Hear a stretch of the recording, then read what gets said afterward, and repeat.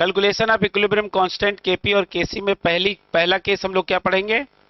When concentration of reactant as well as product, concentration of reactant as well as product, क्या कर रहे हो तुम लोग बेटा?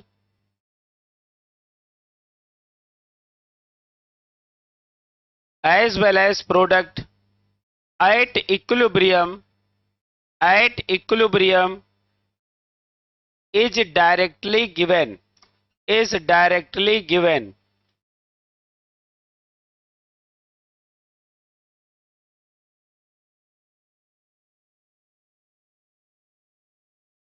जब आपको रिएक्टेंट या प्रोडक्ट का कंसंट्रेशन डायरेक्ट दे दिया जाए, है ना, तब आपका सवाल कैसे लगेगा? तो लिखो, ये दो स्टेप में लगेगा। लिखो स्टेप वन कैसे लगेगा ये सवाल। लिखो step one, right formula of equilibrium constant, right formula of equilibrium constant, right formula of equilibrium constant of given reaction.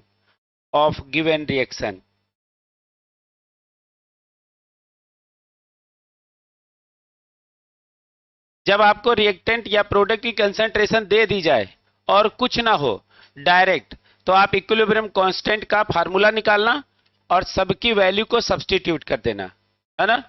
Step number 2, substitute given concentration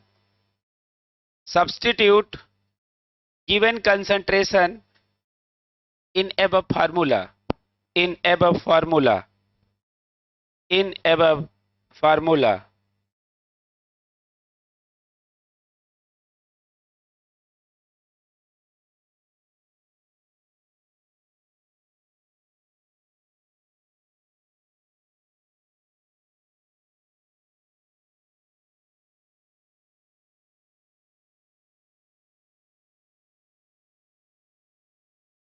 जैसा एक सवाल लिखो 2x plus Y,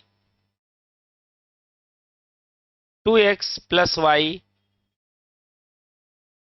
gives, equilibrium का निशान लगाना, yx2 हमने कहा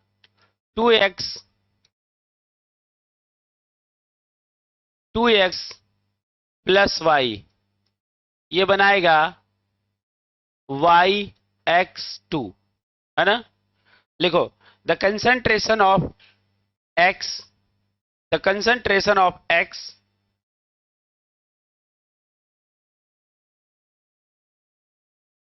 comma y comma x comma yx square are 4 comma 2 mole per litre respectively. Calculate equilibrium constant of the reaction. अच्छा बताओ, इसकी कंसंट्रेशन कितनी दे रखी है?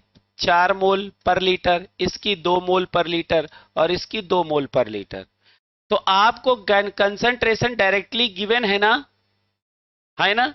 तो आपको क्या करना है, आप सिर्फ केसी का फार्मूला लगाएं, concentration of product upon concentration of reactant. अच्छा बेटा, प्रोडक्ट के नाम पे आपके पास क्या है? yx2, इसकी कंसंट्रेशन, अपॉन रिएक्टेंट के नाम पे आपके पास 2 हैं, x इसका स्क्वायर और इनटू y, है ना बेटा। ये आपका केसी का फार्मूला हो गया कि नहीं हो गया? अब ये कंसंट्रेशन देखो, ये डिब्बा किसका है? कंसंट्रेशन का। तो अब yx2 की कंसंट्रेशन आपके सवाल में कितनी दे रखी है राजू? 2 2 इन इंग्लिश 2, और x का कितना है? 2 का होल स्क्वायर और इनटू y कितना है? नहीं, कोई 4 भी था, x4 है, हाँ x4 है, यहां तो 4 रख लो और ये हो जाएगा 2। पहले सब लोग सवाल पढ़ लो, तब समझ में आएगा। फिर ये क्या हो जाएगा, 2 से 2 उड़ गया, 1/16। ये आपका आंसर आ गया। सवाल का पहले ये पढ़ो कि केस क्या है, कौन से केस का सवाल पढ़ रहे हो।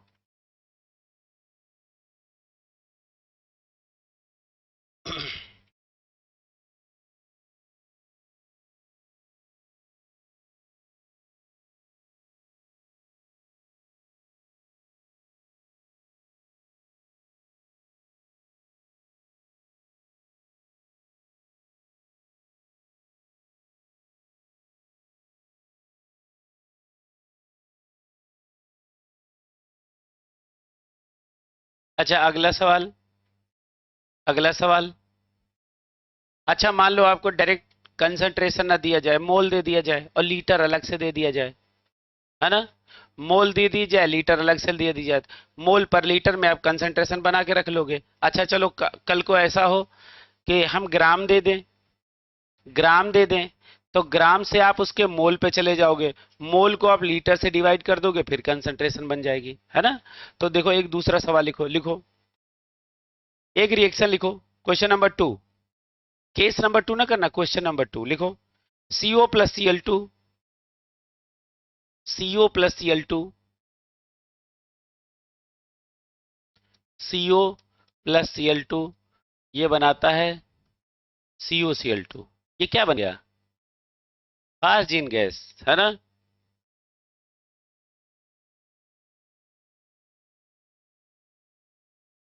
लिखो,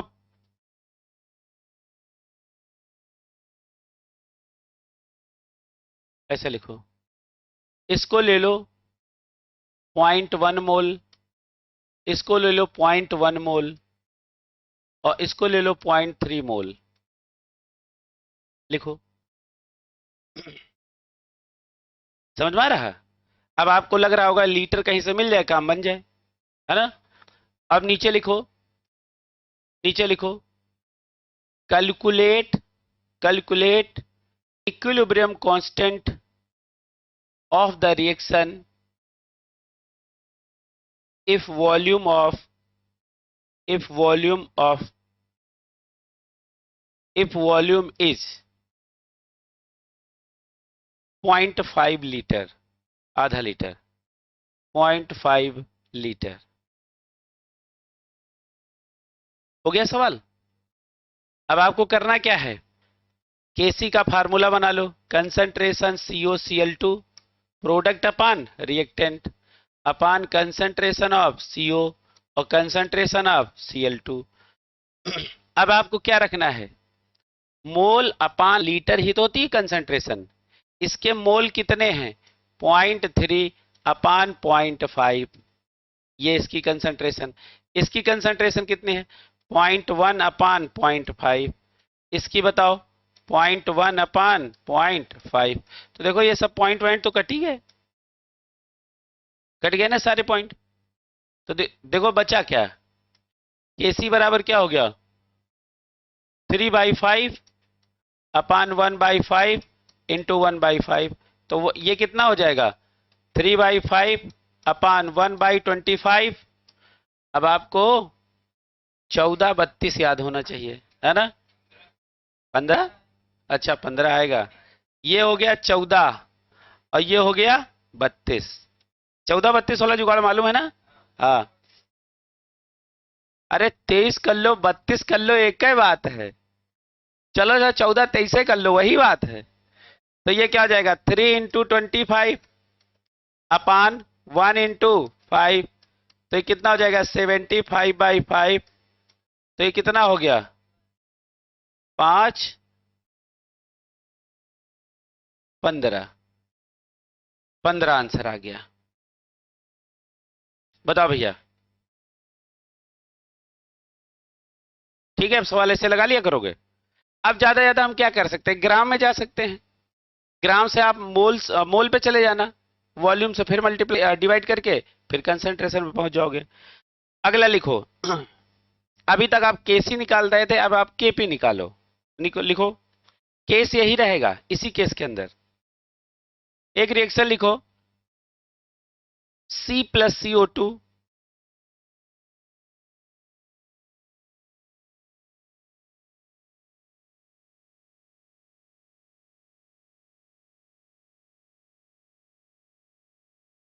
सी, सिर्फ कार्बन लिखना, carbon plus CO2, carbon solid है, CO2 gas gives CO gas, carbon monoxide.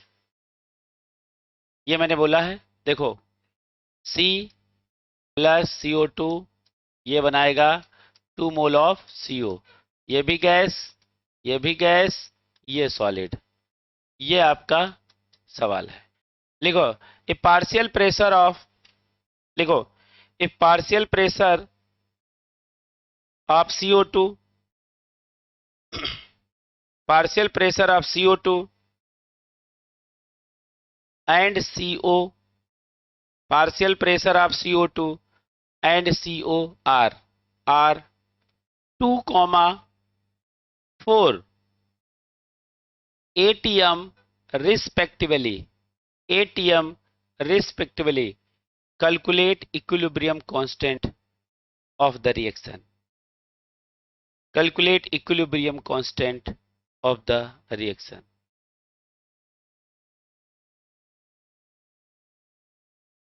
बताओ, ये आपके पास है, बताओ इसका हमने पार्शियल प्रेशर आपको कितना दिया, इसका कितना दिया पार्शियल प्रेशर सवाल में बेटा? 2, 4 बेटा कि 2? अभी 8 कोई बोल रहा था, है ना? अच्छा, नशे में रहते हैं, ध्यान ही नहीं रहता, हमसे पूछा क्या गया, जो हमारे दिमाग में चला बोल दो, हो सकता सही निकल जाए। 2 और ये 4, है ना? केपी का फार्मूला क्या होगा? Partial pressure of product, product के नाम पे कौन है? CO, है ना? और इसकी क्या करेंगे? स्क्वायर, और उसके बाद पार्शियल प्रेशर ऑफ CO2, इसकी कोई पावर नहीं। अब CO अपने पास कितना है? 4, 4 का स्क्वायर अपान कितना हो जाएगा? 2, 16/2 8।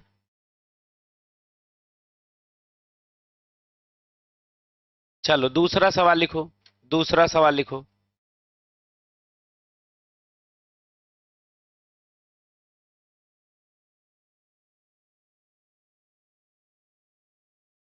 लिखो when initial concentration of reactant, लिखो when initial concentration of reactant is given, when initial concentration of reactant is given and concentration of either one of the product, ये केस नंबर 2 है बेटा, ये case number 2 है ना? फिर से मैं बोल देता हूं, when initial concentration of reactant is given and concentration of either one of the product or reactant at equilibrium are given, ठीक है? इतना लिखने के बाद इसी लाइन के नीचे लिखो और, OR अथवा, इसी के नीचे दूसरी लाइन लिखो और, लिखो decomposed amount or OR degree of dissociation is given, degree of dissociation is given।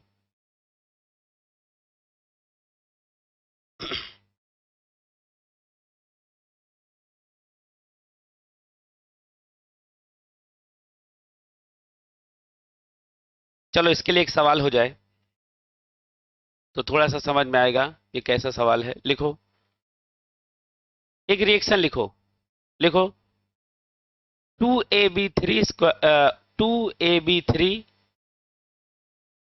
ऐसे लिखो, 2AB3, लिखो 2AB3 gives A2 plus 3B2, 6 2 ठीक, 3B2 है ना? लिखो if initial concentration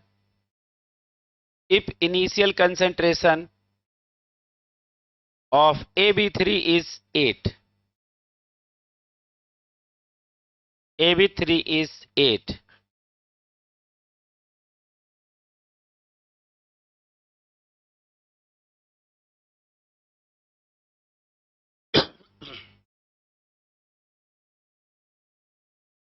Then calculate its equilibrium constant. Then calculate its equilibrium constant. Then calculate its equilibrium constant.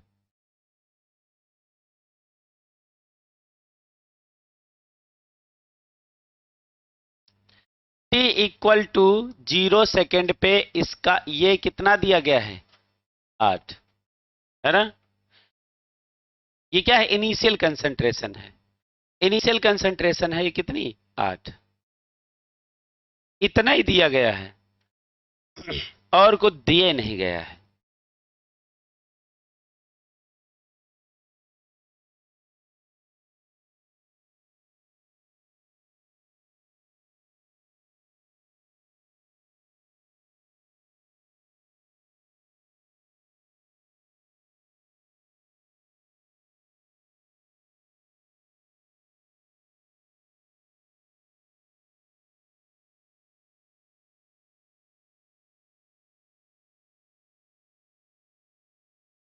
अच्छा, अभी एक स्टेप हमको और देना पड़ेगा, नहीं तो मामला फंस जाएगा, है ना? अभी या तो हम इनिशियल कंसंट्रेशन के साथ या तो कंसंट्रेशन किसी एक रिएक्टेंट की या प्रोडक्ट की हमें देना पड़ेगा, या तो फिर हम डिसोसिएशन बताएं, डिग्री या डिसोसिएशन अल्फा बताएं। अच्छा, हेडिंग पढ़ो, देखो केस नंबर 2 में हमने लिखाया क्या। पढ़ो बेटा, वैभव तुम भी पढ़ लो। हाँ, पढ़ो। अच्छा देखो क्या लिखा है। हो गया। हाँ, देनी पड़ेगी, हाँ। तो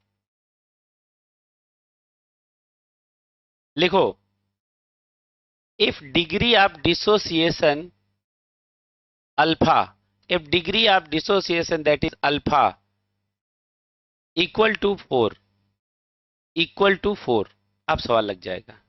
इक्वल टू 4। अच्छा एक बात बताओ, जब ये 8 था तब ये कितने बने थे? 0 0, है ना? और t equal to T second यानी आफ्टर सम टाइम, है ना बेटा? इसमें से x डिकम्पोज हो गया, है ना? अच्छा, इसमें से x डिकम्पोज हो गया, तो ये कितना बना होगा? अब देखो यहां पे बड़ा लफड़ा होता है, या तो स्टोसियोमेट्रिक से इसे मैच करते हुए चला करो, नहीं तो गलत हो जाता है। समझ? ये सवाल अक्सर गलत होते होंगे।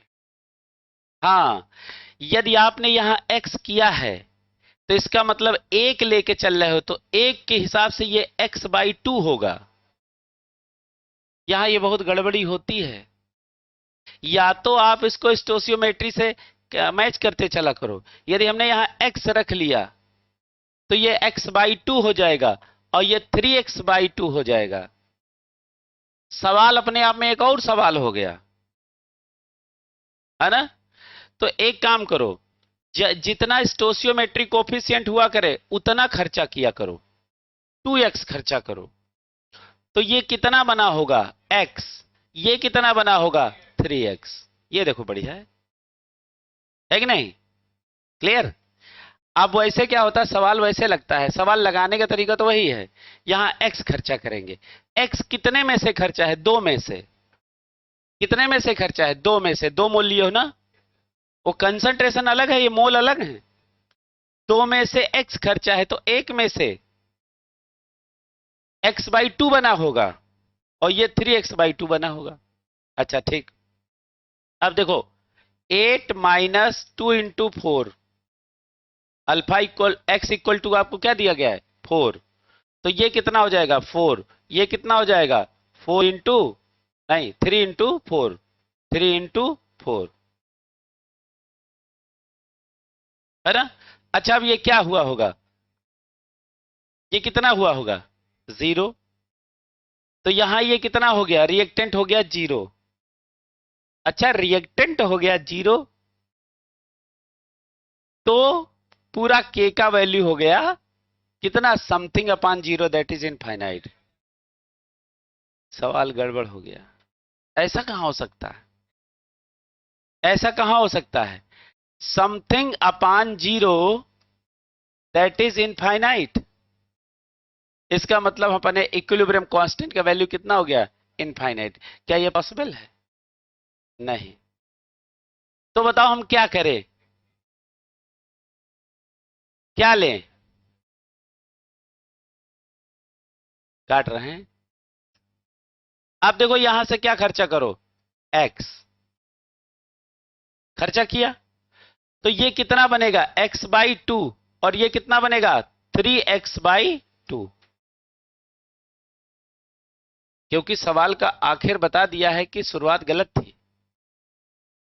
नहीं समझे, शुरुआत गलत थी। अब सुनो, आप देखो यहां बच रहा है, यहां पे कितना बच रहा है, 8 - 4 दैट इज 4। अच्छा ये कितना है 4/2, ये कितना हो जाएगा 2, और ये हो जाएगा 3 × 4/2, तो ये हो गया 6। अब आपकी वैल्यू सब आ गई, ये आ गया, ये आ गया, ये आ गया। अब आप फार्मूला लगा लो, केसी बराबर क्या होगा, कंसंट्रेशन ऑफ प्रोडक्ट क्या है A2 और इनटू B2 इसका क्यूब अपान AB3 इसकी पावर 2। अच्छा A2 का वैल्यू कितना है 2, क्यों बेटा। अच्छा बताओ B2 का वैल्यू कितना है 6, 6 का क्यूब अपान AB3 कितना है 4 इसका स्क्वायर। आंसर बताओ बताओ बेटा। Very good, 27। सब लोग लगा, सब लोग लगाओ।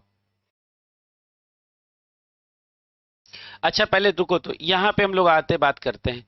ये बताओ आप लोगों को इतना समझ में आया कि नहीं, क्योंकि यही सारा खेल है। देखो होता क्या है, अब यहां पे फिर से समझो बेटा, सवाल लग गया वो अलग बात है। देखो हमने 8 में से क्या खर्च किया x, तो 8 कंसंट्रेशन कितने मोल की थी, 2 मोल की। कितने मोल की, 2 मोल की। तो 2 मोल की कंसंट्रेशन 8 है जिसमें से x खर्चा हुआ है, यानी 2 मोल में से x खर्चा हुआ है। तो 1 मोल में से बनेगा कितना x/2, समझ में आया। 2 में से x खर्चा हुआ है ना, 2 में से x खर्चा हुआ है, तो 1 में से कितना बना होगा। देखो हम बना होगा क्यों बोल रहे हैं, प्रोडक्ट है ये, बनेंगे ये, खर्चा होंगे। रिएक्टेंट के साथ हम खर्चा होना शब्द जोड़ेंगे और प्रोडक्ट के साथ बनना शब्द जोड़ेंगे। क्लियर है। जब ये x खर्चा होगा तो ये x/2 बनेगा, ये 3x/2 बनेगा।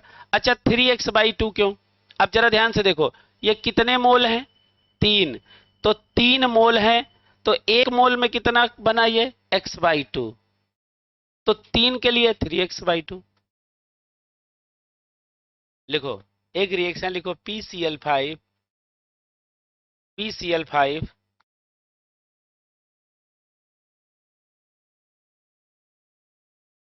gives Cl2 and PCl3 and Cl2। अरे PCl5 लिखो, इक्विलिब्रियम का निशान लगाओ, PCl3 + Cl2 लिखो, ठीक है। लिखो initial concentration of PCl5 is 2, initial concentration of PCl5 is 2।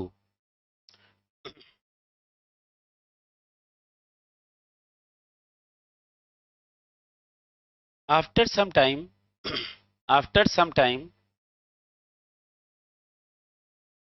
PCl5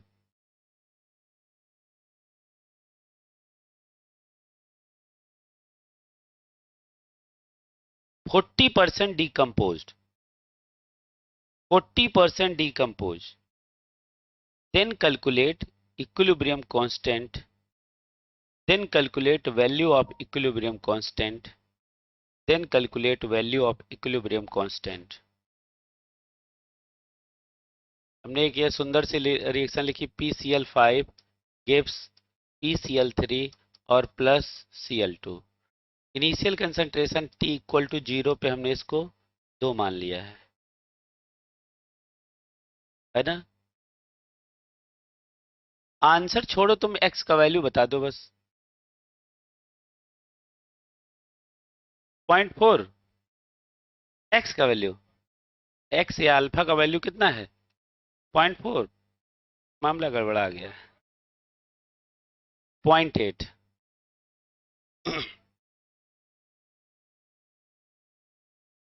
देखो गलती तुमसे कहाँ हुई? 0.8 गलती जानते हो कहाँ से हुई? हाँ देखो हुई कहाँ गलती।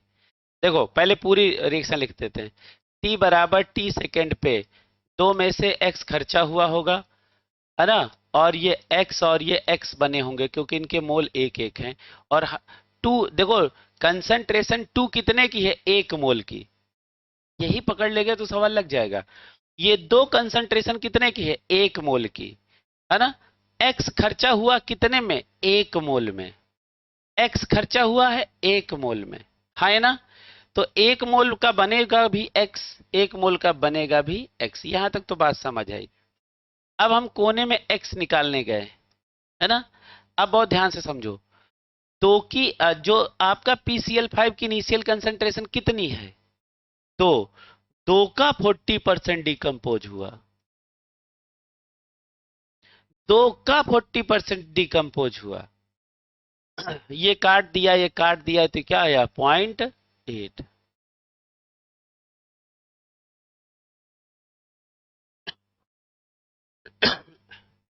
बता बेटा, तुम लोगों ने क्या किया?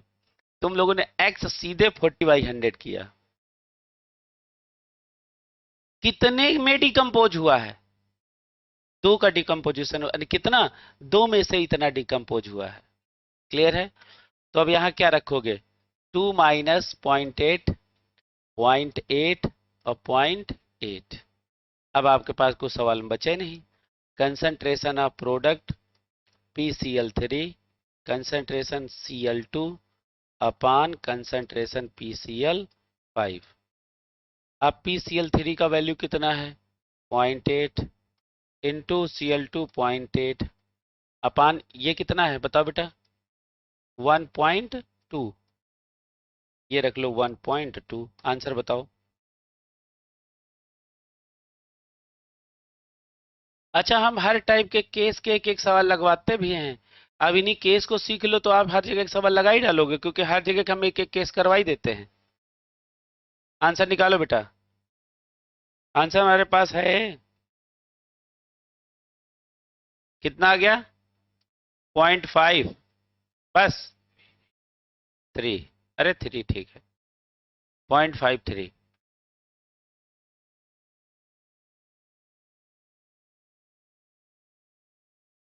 और हो जाए किसी तरह के सवाल? अब तो आपको देखो दायरा मालूम हो गया सवाल का, है ना। सेम सवाल एक आपसे करवाते हैं, ठीक है। वो आंसर किससे पूछा जाएगा? लिखो N2 plus 3H2, N2 plus 3H2 gives 2NH3 if initial concentration of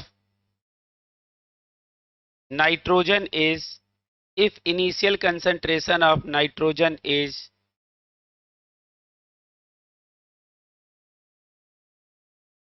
nitrogen and hydrogen is, nitrogen and hydrogen is 2,6 mole per liter, 2,6 mole per liter।